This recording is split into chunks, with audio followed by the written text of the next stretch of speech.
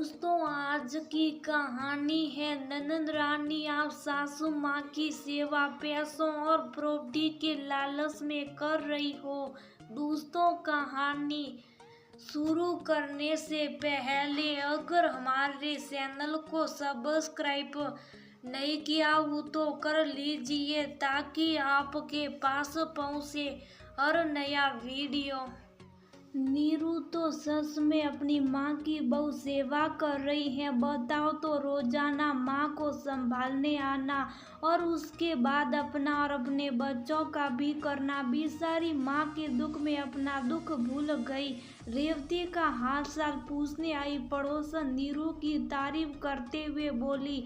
सुनकर नीरू बस मुस्कुरा भर दी और उन्हें चाय देकर अंदर चली गई। यूं ही सेवा पानी नहीं हो रही सासी, देखना कुछ ही दिनों बाद इसकी आवाज में प्रॉपर्टी से हिस्सा मांगा जाएगा।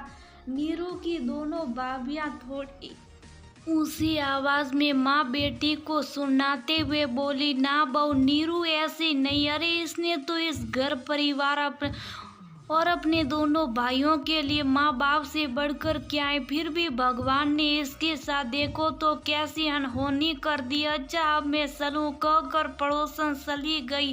पड़ोसन के सामने अपनी भाभी की ऐसी बातें सुन नीरू के साथ साथ उसकी माँ रेवती की आंखों में भी आंसू आ गए। माँ को खिला पिलाकर नीरू वापस अपने घर जाने के लिए उठ खड़ी हुई। वैसे तो दोनों भाभियां आपस में बात नहीं करती थी, लेकिन आजकल सास की बीमारी में दोनों ने एकाएक कर लिया था और साथ ही अपने आप को बहुत ही बिजी, इसलिए अपनी सास की सेवा पानी करने का उनके पास बिल्कुल वक्त ना था।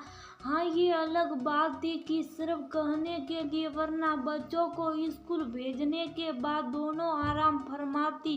दामाद के गुजरने का नीरू की माँ रेवती को बहुत सदमा लगा और वह बीमार रहने लगी। बीमारी की हालत में भी वह अपना काम किसी तरह गिर पड़कर कर लेती, लेकिन पिछले महीने उन्हें लकवा लग गया और बिस्तर पर आ गई।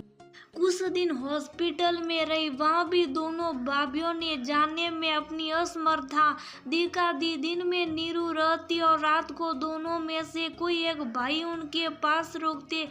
कुछ दिनों बाद ही डॉक्टरों ने घर पर ही उनकी सेवा पानी करने की कहकर छुट्टी दे दी। दोनों भाभियों ने अपनी सास को मरने से पहले ही मरा बराबर समझ लिया। ना उनके खाने पीने का ध्यान रखती, ना साफ सफाई का। दोनों ने बेटे जब घर में होते तो जितना उनसे हो सकता करते। माँ की सेवा पानी को लेकर कितनी बार घर में कलेश हो चुका था, ये नीरू भी जानती थी। इसलिए उसने माँ की सेवा पानी की जिम्मेदारी अपने ऊपर ले ली। समय तो उसके पास भी मरने तक का ना था, लेकिन बेटी थी, अपनी माँ को जीते जी मरते तो नहीं दे सकती थी, ना ही उन्हें अपने साथ ला सकती थी, क्योंकि दोनों भाइयों ने दबी जुबान में कहा कि इसमें समाज में उनकी नाक कट जाएगी। अपनी बेटियों की स्कूल जाने के बाद वह यहाँ आ जाती और माँ को खिला पिला नहला धुला कर चली जाती। नीरू की शादी एक अच्छे खाते पीते घर में हुई थी। उसके पति दो ही भाई थे। बड़े भाई भाभी उसी मकान में अलग रहते और नीरू व उसका पति माता पिता के साथ नीचे ससुर रिटायर हो चुके थे और नीरू के पति का अपना एक छोटा सा बिजनेस था जिससे अच्छी आमदनी हो जाती है। नीरू के पिता बचपन में ही गुजर गए थे। नीरू के दो छोटे भाई। शादी के बाद नीरू का पति अपनी सास व सालों का बहुत ध्यान रखता था।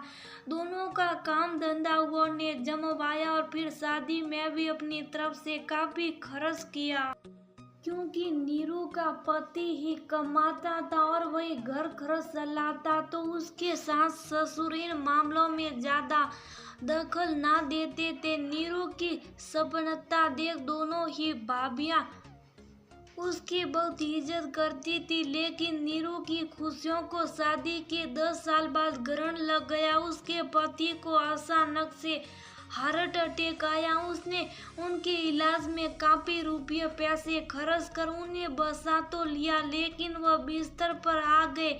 नीरू ने उनकी सेवा पानी में जी जान लगा दी। ईश्वर से हमेशा यही प्रार्थना करती कि उनकी जिंदगी बनी रहे। नीरू का पति बिस्तर पर आ गया तो उसका काम धंधा बैठने लगा। तब जेठ ने आगे बढ़कर उसे सहारा देते हुए बिजनेस संभालने की पेशकश की। नीरू के पति ने हामी भर दी और यही उनकी सबसे बड़ी गलती थी। नीरू तो बीमार पति की सेवा पानी में लगी रही और जेठ ने बिजनेस और पैसा धीरे धीरे अपने नाम कर लिया, जिसमें सास ससुर की भी सहमति थी। साल भर के भीतर ही नीरू का पति चल बसा। नीरू अभी इस सदमे से उबरी भी ना थी कि उसे जेठ की साजिश का पता चला। लेकिन जेठ जेठानी ने बड़ी निर्लज्जता से ये कहकर अपना पल्ला झाड़ लिया कि साल भर जो तुम्हारे पति का इलाज चला उसी में सारा पैसा लग गया। वह तो उसे इस घर से भी निकालना चाहते थे, लेकिन नीरू का कड़ा रुख और समाज का डर देख वो ऐसा ना कर सके। नीरू के सामने अब अपनी बेटियों का जीवन था, क्योंकि बेटियां इतनी बड़ी ना थी कि वह उन्हें छोड़कर पूरा दिन नौकरी करे और सोड़े भी तो किसके भरोसे। इसलिए उसने घर में रहकर ही ट्यूशन और सिलाई करना शुरू कर दिया, जिससे उसका खर्चा पानी और बच्चों की पढ़ाई लिखाई का खर्च निकल जाता। उस दिन जाते समय नीरू ने अपनी दोनों भाभियों से कहा, मैं अपनी माँ की सेवा किसी प्रॉपर्टी या रुपये पैसे के लालच में नहीं बल्कि अपना फर्ज समझकर कर रही हूँ। वैसे भी माँ की कौन सी पेंशन आती है या उनके पास कोई खजाना रखा है। जो भी था तुम्हारी शादियों में लगा दिया। हाँ, ले देकर ये घर है तो तुम दोनों बेफिक्र रहो, मुझे इस घर में से कोई हिस्सा नहीं चाहिए। जब तक नीरू के दोनों भाई भी आ चुके थे, सारा माजरा समझकर दोनों की गर्दन झुक गई और वह नीरू से बोले, दीदी जैसे ये दोनों है वैसा ही तो सोचेगी। अगर माँ आपके नाम ये मकान करती है तो हमें कोई अंतराज नहीं, तभी इन दोनों की अकल ठिकाने लगेगी। और वैसे भी आपने तो इस घर के लिए इतना किया है, कर्जा है आपका हमारे ऊपर। नहीं, मैंने कहा ना, मुझे कुछ नहीं चाहिए, बस चाहती हूँ जब तक माँ की सांसें चल रही हैं उनकी ऐसी बातों से मन ना दुखाओ, कहकर नीरू आंसू पोंछते हुए चली गई।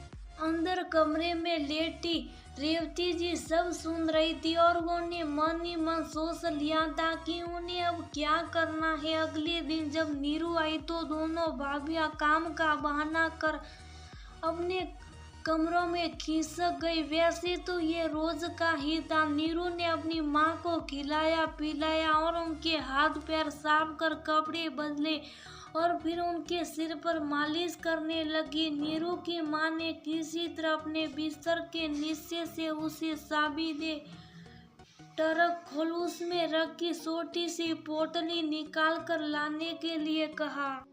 नीरू बोतली निकाल लाई तो रेवती जी ने उसे खोलने के लिए कहा। नीरू ने जब उसे खोला तो उसमें माँ के 2-4 छोटे मोटे गहने थे जो शायद ही वो ने पापा के जाने के बाद पहने हो।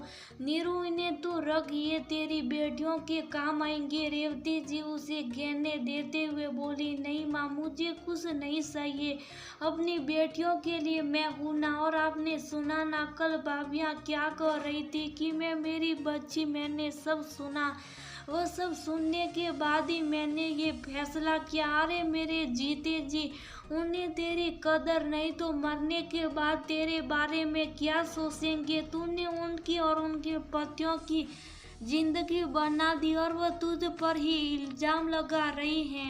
तेरी माँ के पास और कुछ नहीं, इन्हें मेरा आशीर्वाद समझ। जिंदगी में कब क्या जरूरत पड़ जाए कहा जा सकता है क्या। तू और मैं तो इसके भुगत भोगी है। अरे तूने तो मेरी ममता का कर्ज उतार दिया, इतना तो मैंने भी तेरे लिए वही क्या होगा जितना तू कर रही है।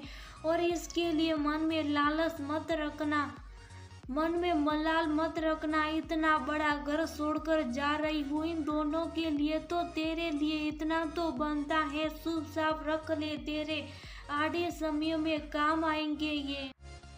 नीरू ने बहुत मना किया, लेकिन माँ की जिद के आगे वो हार गई। और आज वही गहने बेटी की इंजीनियरिंग की फीस के काम आ रहे थे। सच कहा था माँ ने, कब क्या जरूरत पड़ जाए कह नहीं सकते।